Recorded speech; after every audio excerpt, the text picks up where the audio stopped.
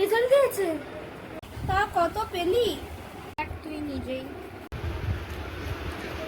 এটা কোনো রেজাল্টের ছিরি?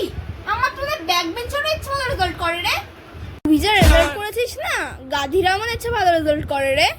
দিদি তুই আমাকে এবারের মতো বাঁচিয়ে নে, আমি প্রমিস দিচ্ছি আমি পরের বার থেকে না 10 আউট অফ 10 আনবো, মানে আমি 15-এতে 100 আনবো। প্লিজ প্লিজ প্লিজ এবারের মতো বাঁচিয়ে নে। মা বুঝি এক্ষুনি ছাদ থেকে নামছে।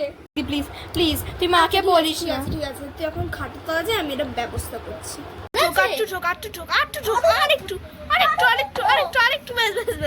মনে তো হচ্ছে দিদি আর কিছু বলবে না, তাহলে আমি বেঁচে যাবো আজকে। পরের বার থেকে প্রমিস দিচ্ছি ঠাকুর ভালো করে করব, কিন্তু আজকে যদি মা চলে আসে আমি বাবা ভেতরে ঢুকে যাই। বাবা মেয়েটাকে ভেতরে ঢুকে দিয়েছি, মানে আমি একটু টেনশন মুক্ত হলাম। কোথায় গেলি তুই? হ্যালো বন্ধু খাটত নাই না ওরে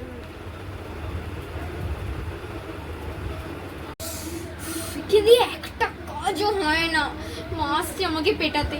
তোমাদেরও কি বাড়িতে এরকম বোন আছে? রিলেট করলে অবভিয়াসলি কমেন্ট করো, আর লাইক করতে কিন্তু অবশ্যই ভুলো না।